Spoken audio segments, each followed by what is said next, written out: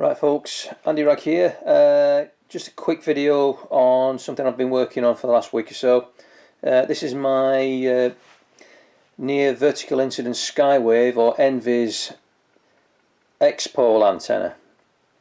So what this is basically is two dipoles running from the same centerpiece and the same feed point. One of the dipoles is cut for 40 meters and one of the dipoles is cut for 80 meters, and then each one has a length of cordage on the end, so that each leg, that includes wire and string, is 45 feet. So let's just have a quick close up in the center joint. So what we've got here is a couple of M6 nuts mounted on a bit of 6mm clear perspex.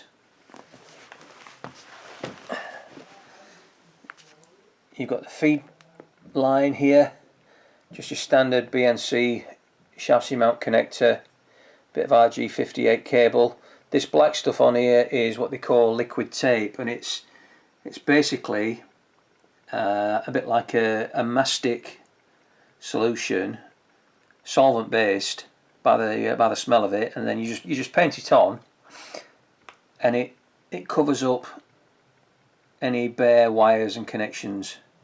So this is the feed point.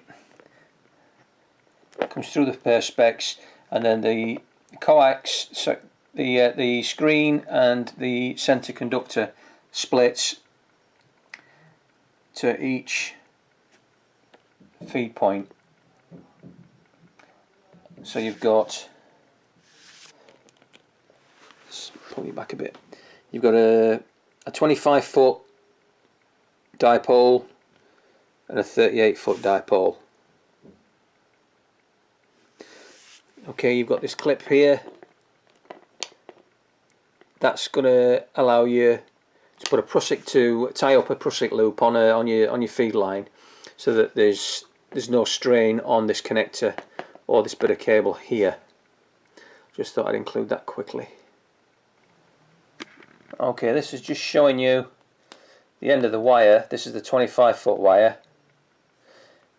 That's a Sota Beams top antenna insulator, and then you've got I think this is 20 feet of 2mm grizzly cord. Okay, so at the end of the grizzly cord you've got a loop for a temp peg, and then there's some additional cord, and that's tied to the winder.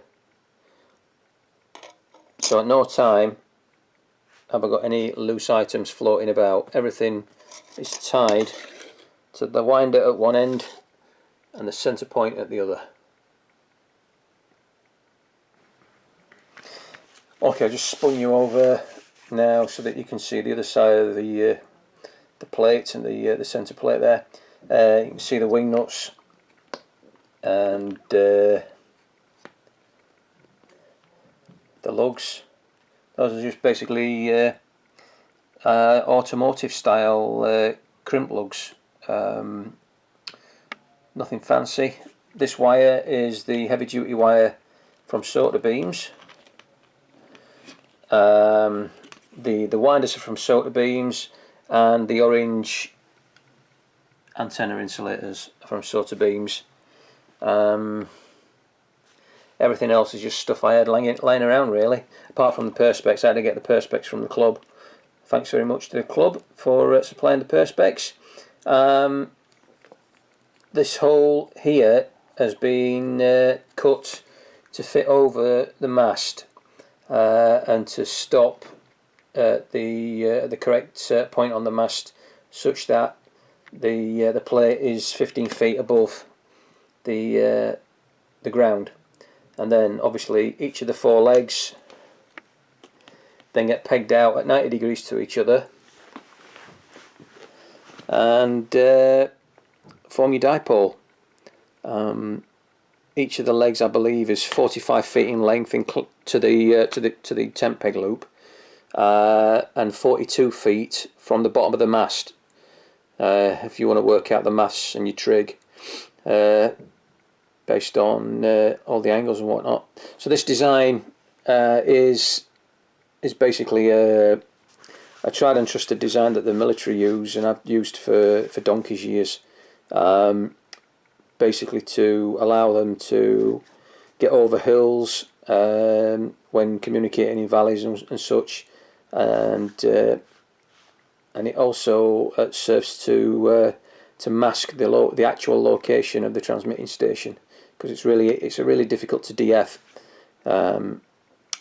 based on the radiation pattern, because the radiation pattern goes straight up and comes straight back down over a wide over a sort of like a regional area. So if you think about communicating within the UK, then one of these antennas is probably going to allow you to cover several counties, and that's what it's intended for. It's intended for emergency comms to enable inter-region communication. So that's it for this video. It's just a short one, nice and short and sweet, just to show you what I've been working on. So yeah, please feel free to comment, like, share, subscribe, and this is Andy wishing you well. Cheers.